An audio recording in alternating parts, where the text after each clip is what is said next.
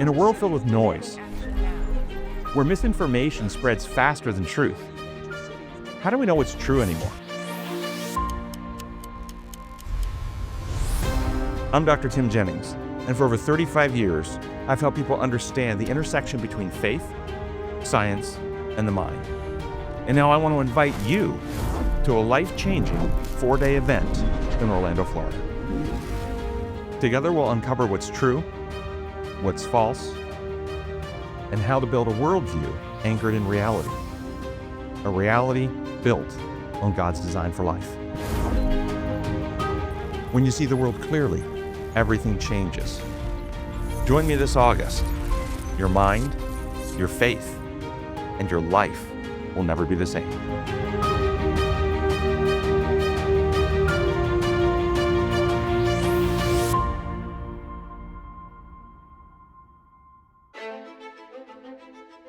Marriage as God designed is not a legal arrangement. Marriage as God designed is not a legal arrangement. It does not have state involvement. I think the institution of marriage is under attack these days. I mean, less and less people are getting married. They're just communing together because I think they're afraid of trusting one another. I think they're afraid of being seen. I think they're afraid of divorce. I think they're afraid of having to have the harder conflict.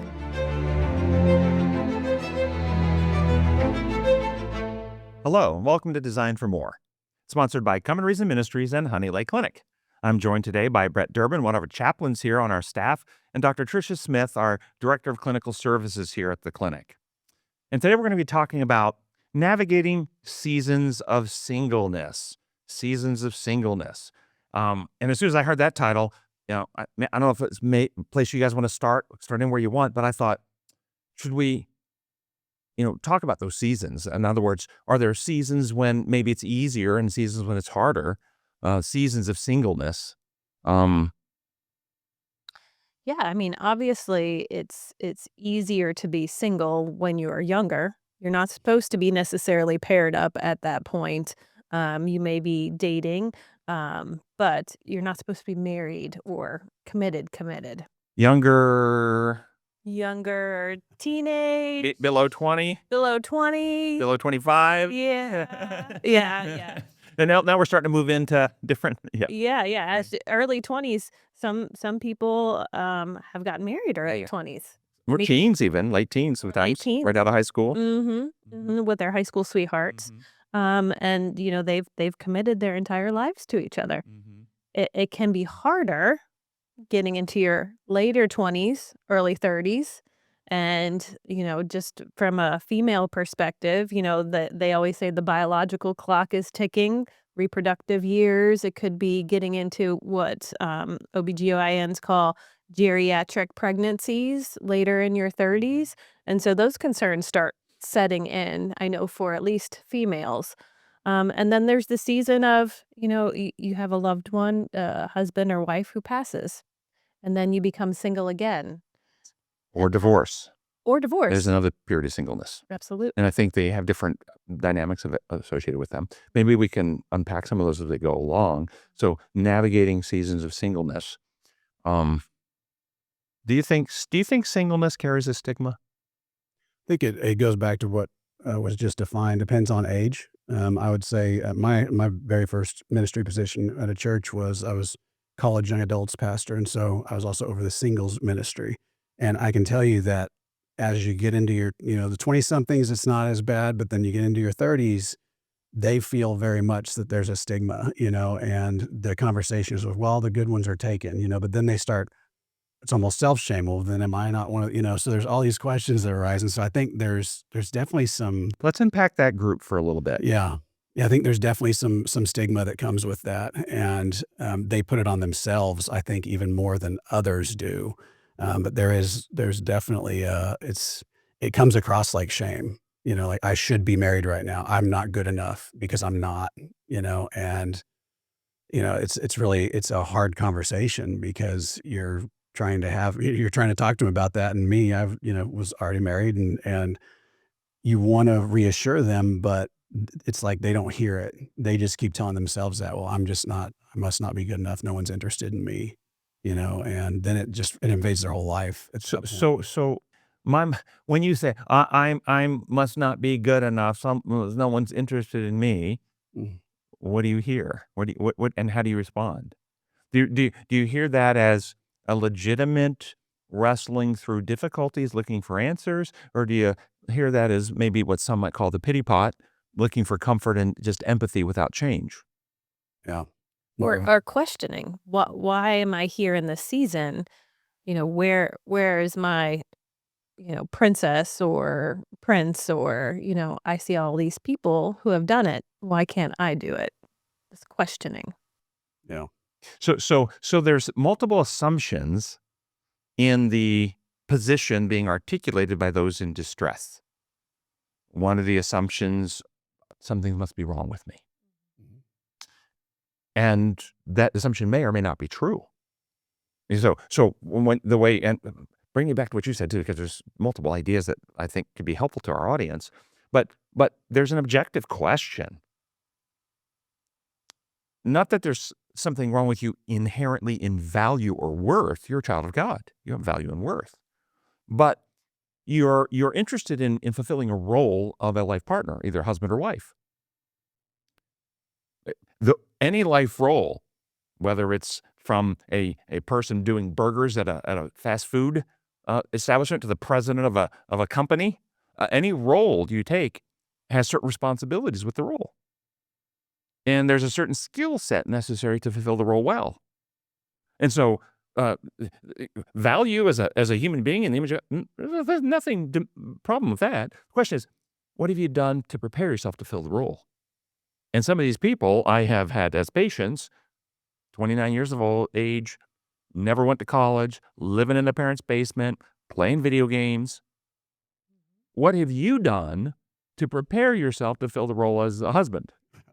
Yeah, partner. Okay, as a partner. Mhm. Okay, and so when they say there's something wrong with me, not inherently with your intelligence or your capacities or your abilities or the blessings God has given you, but maybe there's something wrong with the decisions you've been making, the Yeah. choices you've made. Have you developed yourself? And to just comfort somebody and encourage them, but God loves you and we love you and you're a wonderful person, and actually just colludes with the pathology.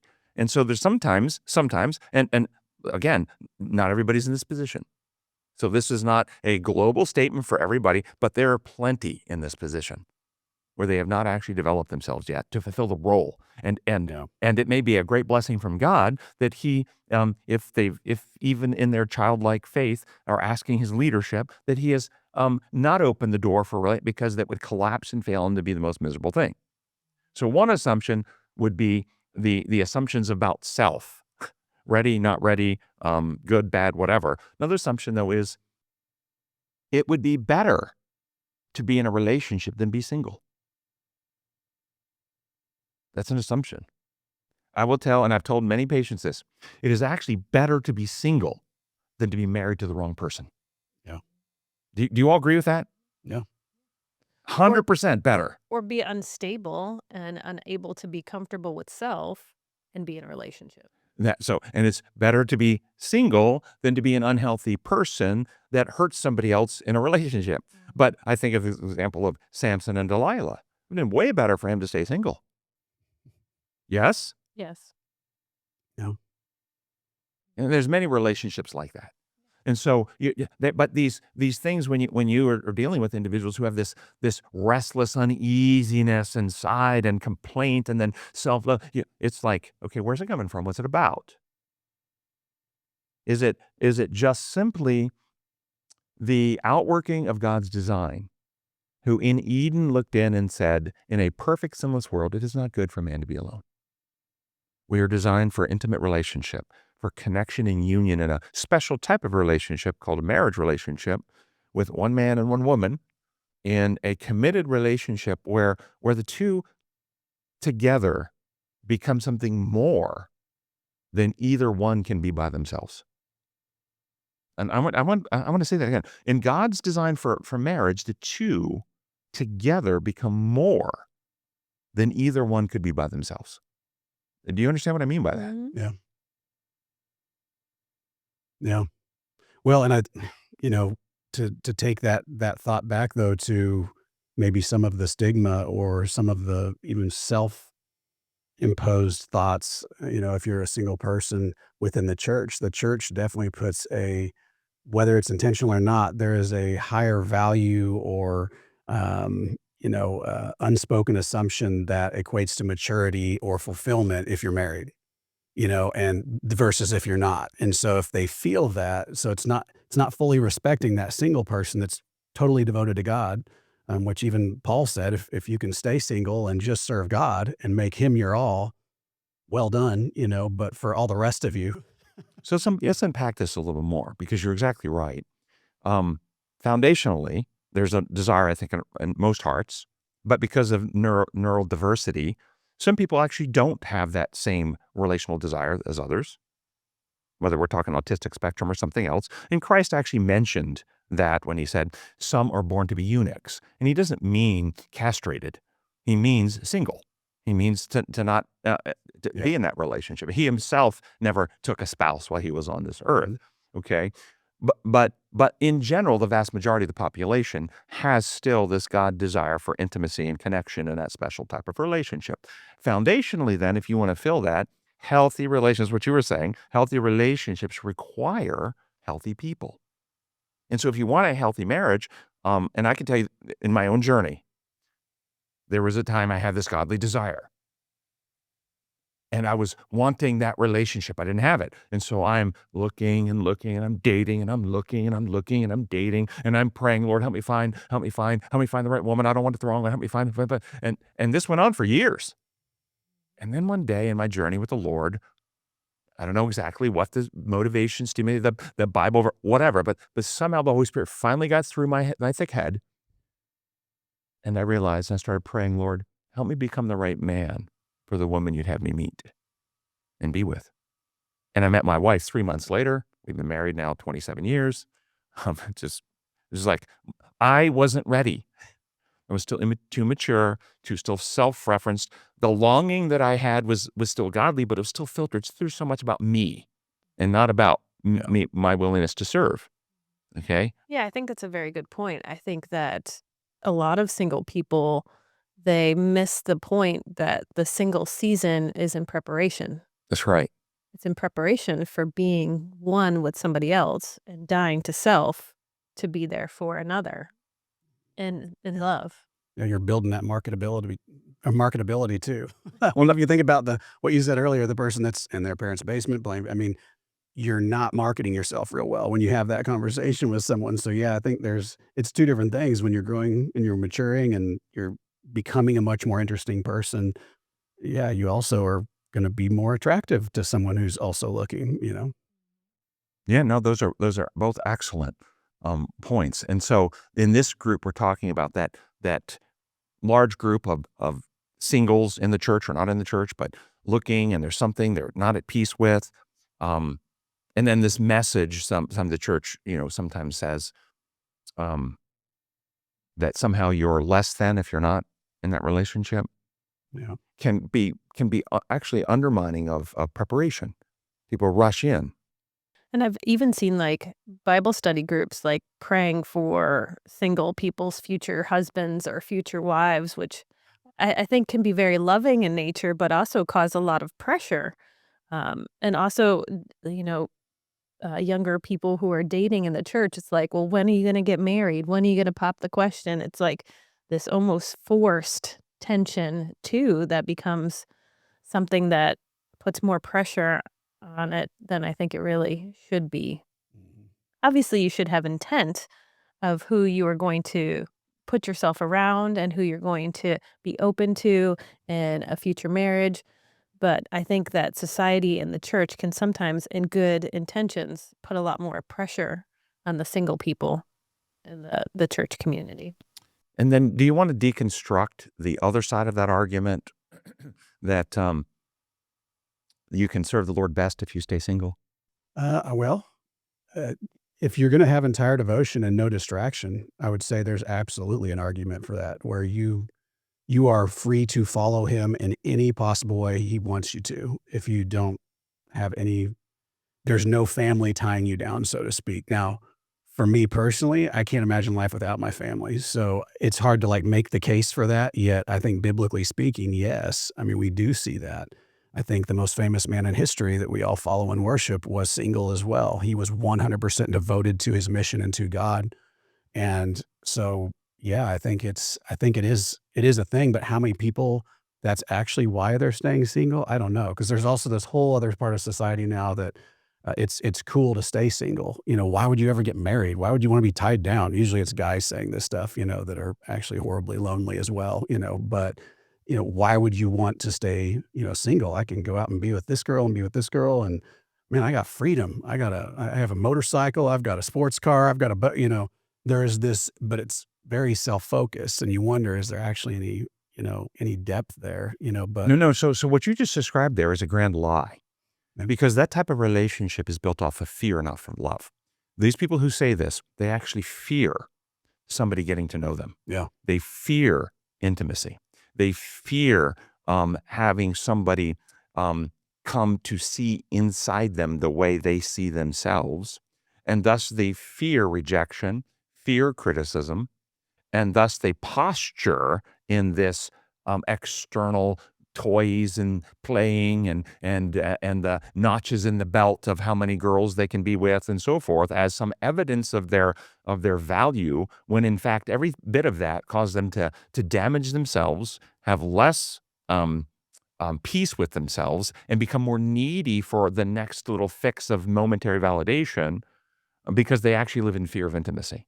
And a true healthy godly relationship, because we come into these relationships with our own strengths and weaknesses, is a committed love relationship where you trust somebody enough to open yourself up to them and let yourself be seen. Because the great fear is, if somebody really sees me, nobody could love me.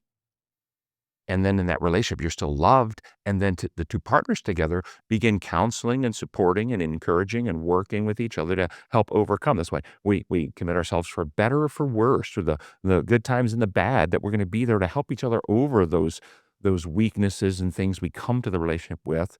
And as partners with Christ, we use our influence to help mature our spouse. Isn't that what a godly relationship does?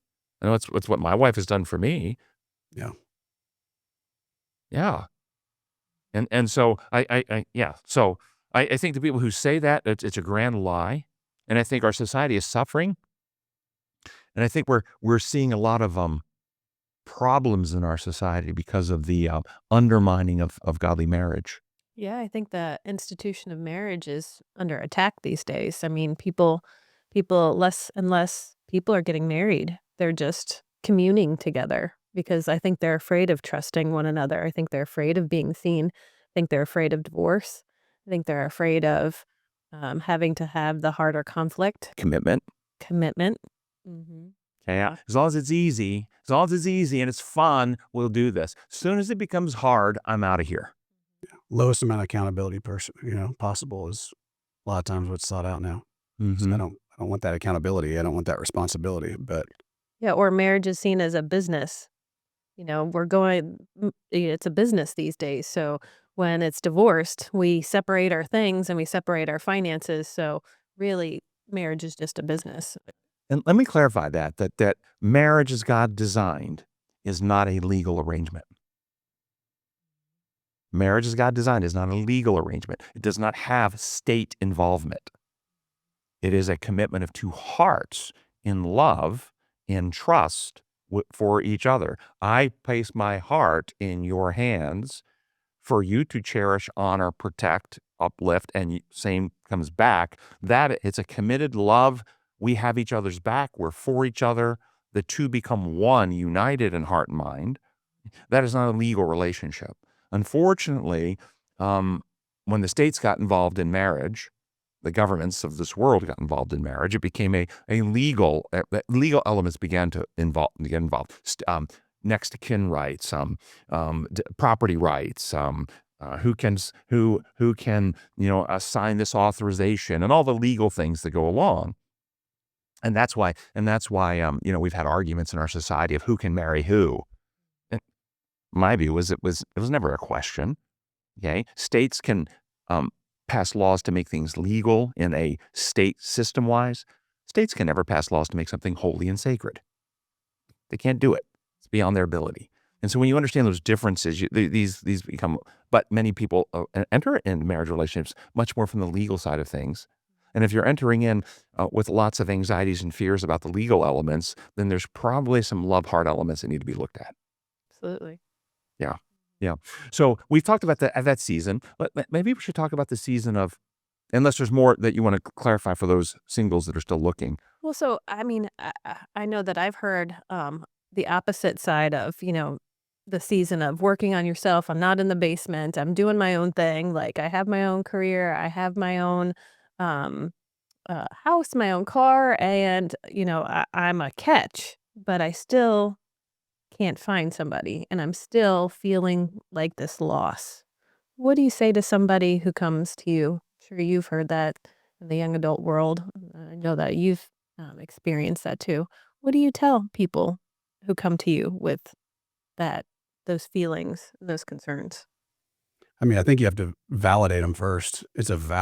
They're experiencing something that's real. And um, yet also, I think to try and encourage them that, take this as a season of growth, and it's that patience thing, it's that trusting thing, back to the trust word, it's like if we can trust that God has an ultimate plan for our lives and that we can trust in him to provide, that spouse, maybe not praying in groups at church for it necessarily, but that he is in that with us, then if that is supposed to be part of our story, you can trust that he will make something happen there, that you would find that person. But it's a tough conversation because there's not an easy answer to it other than just validating that that's a very true and fair feeling that you're having, and it would be a struggle for anybody, and No, I would agree with everything you said. The things that I would focus on is the question, not the accusation. The question was my own journey. yeah. Um, have you had the conversation with the Lord? Lord, I'd really like, and I think I'm prepared, but is there something I'm missing Mhm. about me that needs to be taken care of? I'm blind to. Help me see and address if there's something that I need to make an adjustment or change in. I don't know. And then the question of, do I actually trust you with this? And then another truth is the realization this is one that I said already, but I can't tell you how many don't get this. It's better to be single than to marry the wrong person. And so many are so, in a certain set way, desperate to just not be alone in their singleness, that they will marry somebody even though some part of it it's not really right, and they know it's not right, but it would be better to be married to this person than to be alone. No, it would not. It would be better to wait and be alone than to marry the wrong person. I mean, how many lives you've seen really, really messed up because of a toxic marriage? Absolutely. And then if they bring kids in, it's even worse.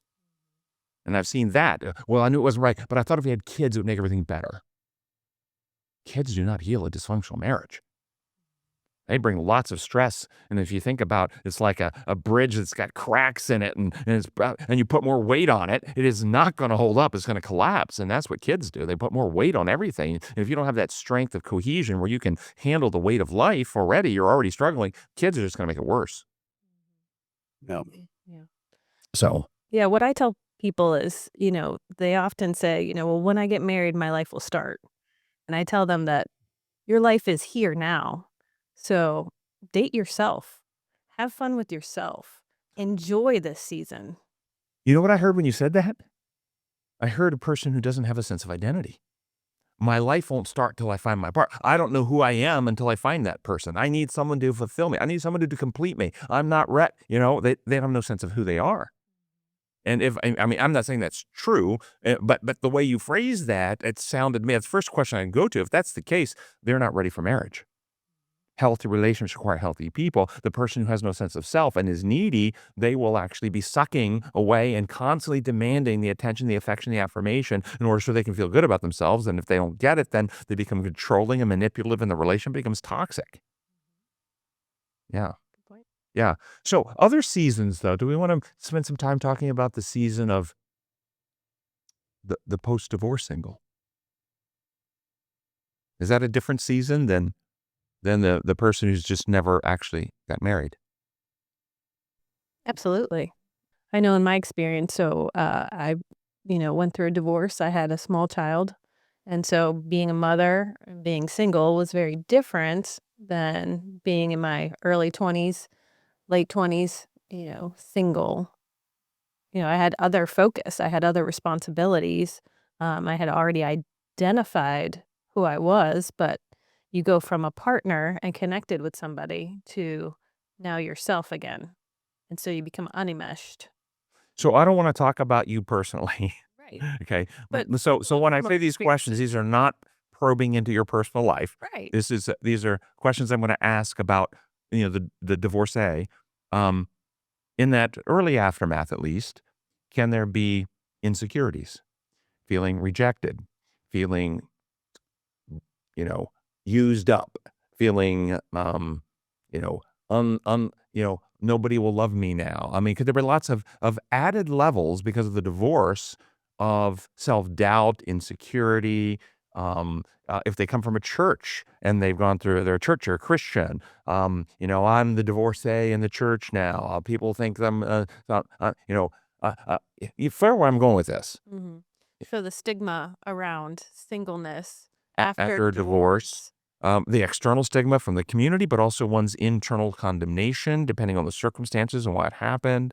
Was I not pretty enough? Was I not manly enough? Why did they leave me if you're the one that they left or whatever?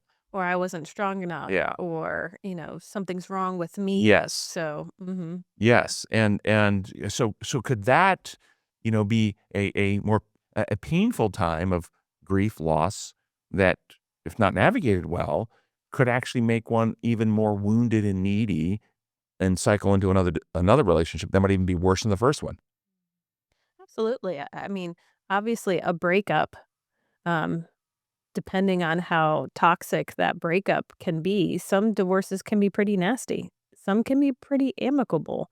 So I think that also may have a dependence on how the person separates from that relationship. Is there a healthy way that coming out of a divorce that can be navigated? And I guess what I'm trying to say is, yeah, and I've seen this, that coming out of a marriage, divorcing is an opportunity. There's usually heartache, there's usually woundedness, which makes one in a place where significant growth can occur. And I've seen people who, in the aftermath, took time for deep introspection and reflection and learned some deep life lessons about self, but also about how relationships work. So as they work through the events that led to the divorce and the divorce itself, they actually become a more mature person than they were before the marriage. Have you seen that? Yeah, I think they find out more about themselves. I think they find out more about what they don't want to accept in their life and what they want in their future. And what was it about me that found this person attractive in the first place?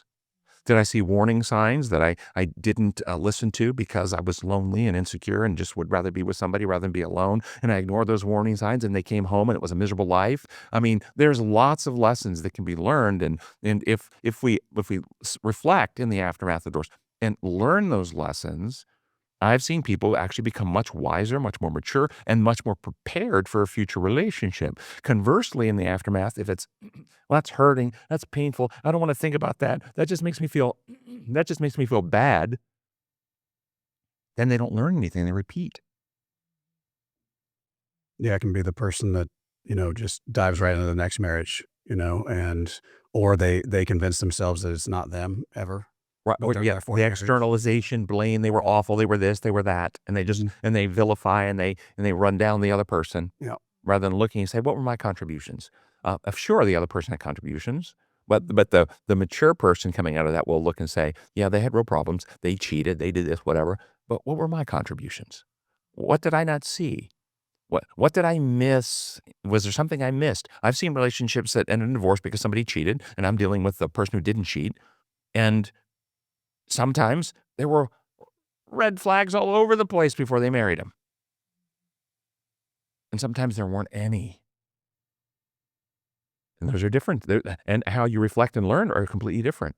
One would be there were none, meaning that we're finite beings. And with all of our best assessments, we can't read the secret heart of another person. But others, when their evidence is there, I've had patients who went through divorce after several years of physical abuse and beating from abusive husband. And when they were dating, they were getting hit. Yeah. And there's a lesson there. Why did you marry somebody that was hitting you while you were dating? And if they don't learn that lesson and say, what was it about me that would not recognize this and make a change? What caused me to ignore or excuse that away? And so in the period of singleness for the divorcee, I would say it's a great opportunity for personal growth, establishing your own identity, what you can learn, leaning hard on the Lord, and then being available for where He's leading. Yeah. I would also say, gain support from family and from community and from friends and, open yourself up to more time with them because you tend to go from, being very just into that marriage to now you have a little bit more free time to spend with family and friends and community and pouring into yourself and your likes, your volunteer time. Um, so utilizing those things to also come into that identity and that growth time as well. Can we differentiate? Is there a difference between being single, alone, and loneliness? What's the difference? Because I'm going to tell you there's a difference, and want to unpack that. Define loneliness. Yeah, that's the loneliness, that feeling of disconnect from, I'm lonely. Um, I don't have anyone that's close to me. I don't feel loved by people. I'm lonely. Well, you can be in a relationship and be extremely lonely. Thank you for that. No, I was hoping one of you would say that, because there are many lonely people in like they're married, but they're lonely all the time. Yeah.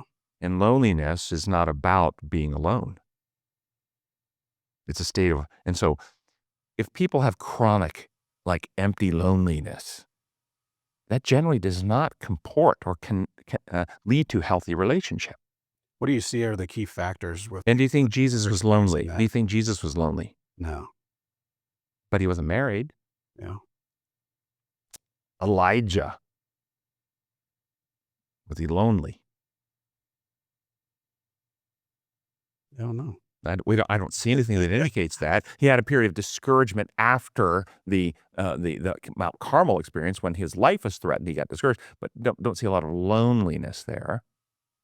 So my point is, Yeah. There are single people who have a healthy sense of self and are content with God's calling and are fulfilling the purpose He's called them for. Often are not lonely people. They have mission. They have purpose. The lonely is often a person who is not just necessarily without people in their life. It is they don't have a sense of who they are and what their calling and purpose in life is. I think. What do you think? Absolutely. Yeah.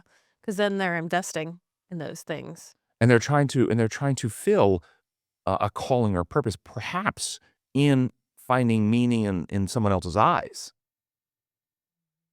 rather than meaning in their calling by God. Yeah. Or investing in their spiritual gifts that God has given to them. Yeah. Can you have a really strong sense of purpose and still be lonely? So not in the way I'm defining loneliness. You can have a strong sense of purpose and fulfilling it. Well, okay. Can you have a strong sense of purpose and not be fulfilling it? Yes, and then you could be lonely. Yeah. Okay. But if you're fulfilling God's calling and purpose for your life, will you have a strong sense of loneliness? No, but you actually may have a sense of desire for the companionship God has designed still, which is not the same as loneliness. Having a desire for companionship as God designed in Eden, it's not good for me. I don't think Adam had this sense of loneliness that we're talking about. I think he actually recognized, hey, I don't have a partner. And he had very much a sense of purpose. Yeah. Yeah. Okay. And I'm glad you asked the question, because words are symbols of ideas, Yeah. and those words could be, that same word could mean something else. And so it's good to be clear in what we're trying to say here.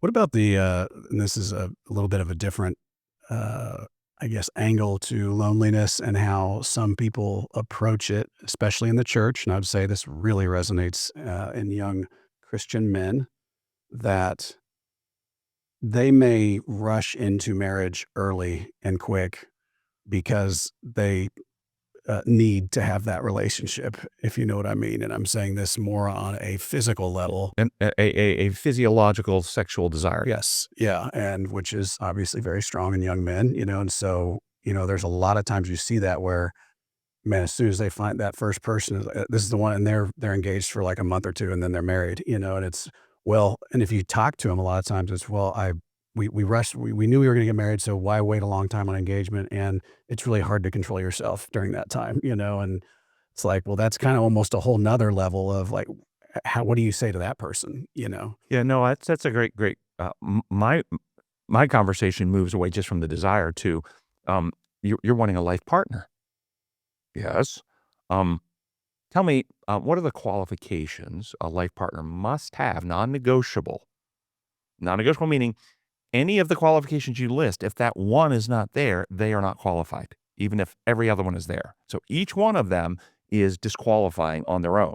What is that list in your life of the qualifications your life partner must possess in order for that person to qualify to be for this role? And if they're still not getting it, I give an example. If your dad had a big company and he hired you to hire the new CFO, Chief Financial Officer for the company, and you've got all these resumes, would you have a list of objective qualifications they must have in order to fulfill the role? Well, yes. Would you hire the person who simply looked the best or made you feel the best in the interview? Or would you maybe take that into account, but it would really based on the quality? In other words, somebody who's really made you look good, but they actually, dropped out of high school and failing math. But they look good and made you feel good. Would you hire them? Well, no.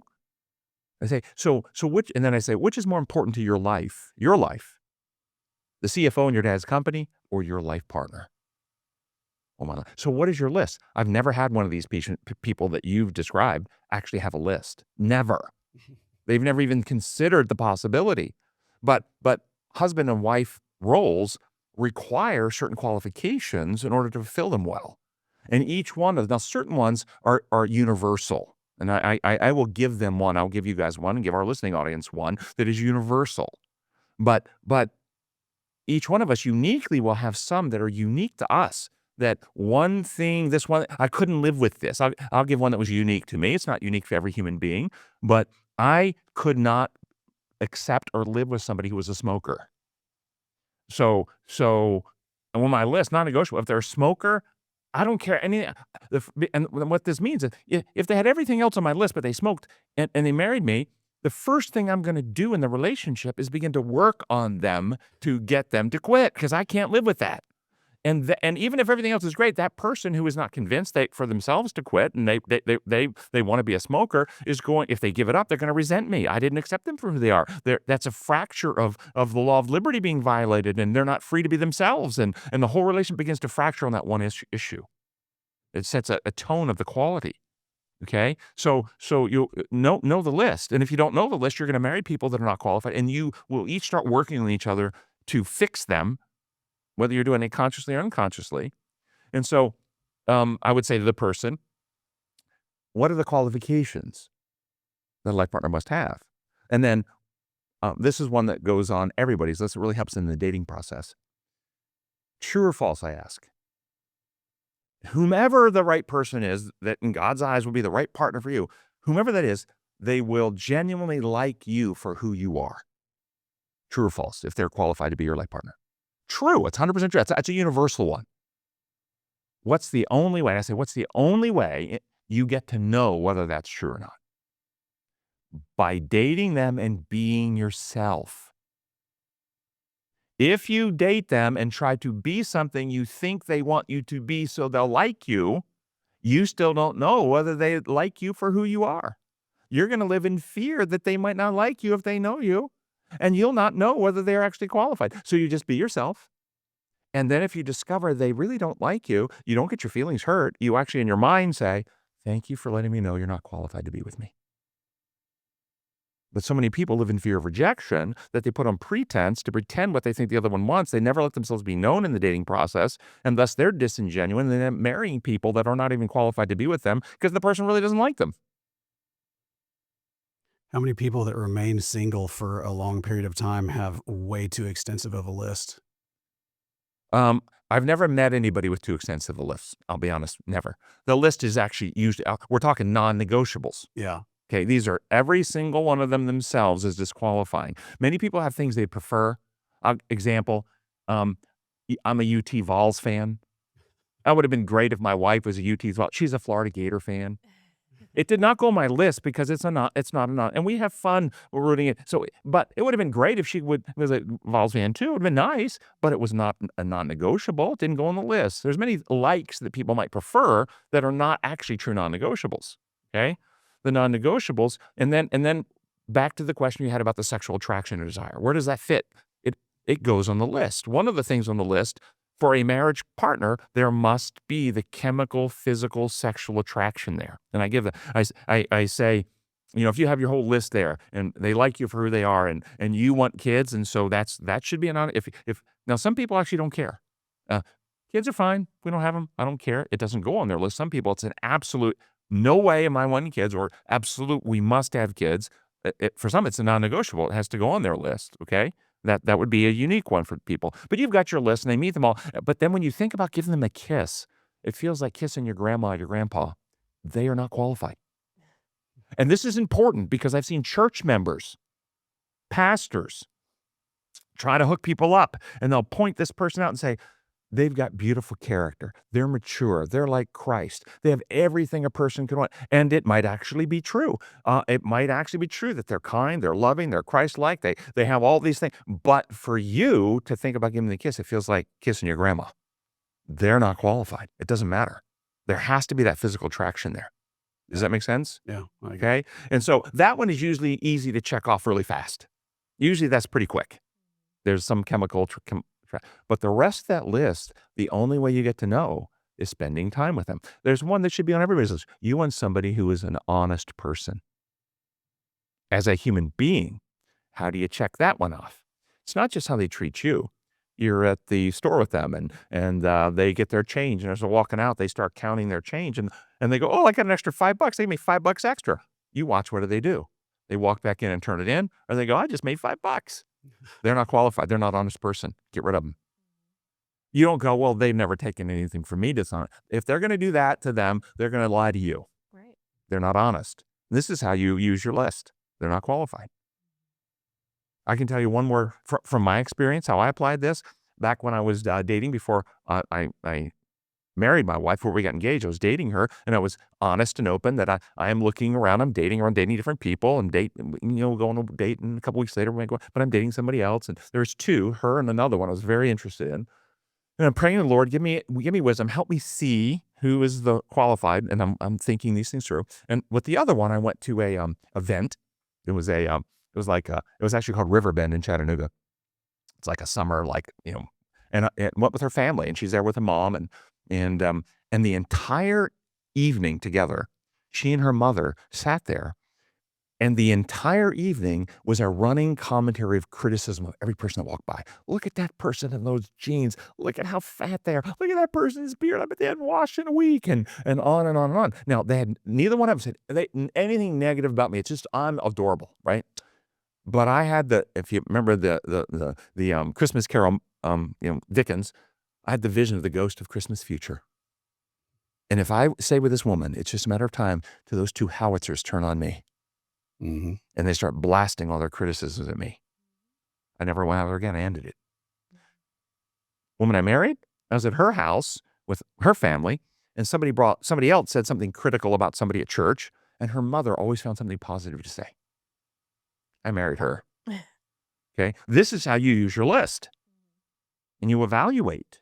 Now, both of the two individuals I found physically attractive, only one of them had qualifications to marry. Does that make sense? Yeah. So this is how I counsel people like that in this time of singlehood. Yeah. I do something similar to some kind of all of that up. It's like, the basis of any good relationship is a friendship. And you can't develop a friendship within 2 months and really know the person. And so allowing that time for that friendship and that trust to build and to really see them in their natural environment to really tell whether they're going to be a good friend, a good partner. And the only thing that's going to tell that is time. Mhm. I love that because you're exactly right. My wife is my best friend in the world, 100%. I do want to so I agree with that. But a caveat for people: you can have many friends, real friendships, that are not good partners for marriage. Agreed? Mm-hmm. Yeah. But your partner will be your best friend. Yes. Yeah. Yep. So do we want to just spend a minute or two on the season of singlehood in the aftermath of loss? A minute or two on that season of singlehood? Because I can come at any time. I had a young man in his 20s whose wife died. And then, of course, it's more common in the elderly, but it can come at any time. And it's a different time too, isn't it? Yeah.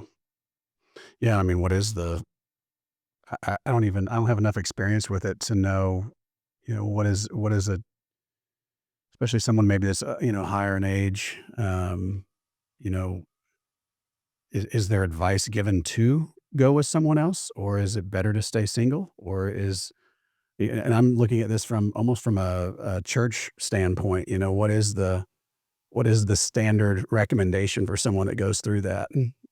Or is there one? Is it just very individual, case Well, our by culture is case? a lot different than Bible culture. In Bible culture, the widow was supposed to be, taken care of and married by the brother. Yeah. Okay, because they had no inheritance, the social network was to not abandon them, to care for them and provide for them. But our culture is a little different. Yeah. I wouldn't want to have to marry my brother's widows. I mean, would you? No. Okay, and you wouldn't want necessarily if you be married to your husband's brothers. Mm-hmm. Okay, yeah. So the Bible culture is a little different, but I think the principle, um, and you're asking what is the standard? I think whatever's the healthiest for that person in that season of their life. And I think I don't have stats, so this may not, but I think it's kind of the trend that widowers tend to marry again, and widows are more likely to stay single. Not exclusively, but I think there is a mathematical, the men tend to get remarried and the women often don't. You think I'm wrong about that, or do you think there's some truth in that? There's some truth in that. Yeah. I think also that just because of the men tend to die before women. Women tend to live longer. There's this kind of caretaking of mom in our culture too. There's a whole search engine that's for resources for mom after her loved one, her husband passes away.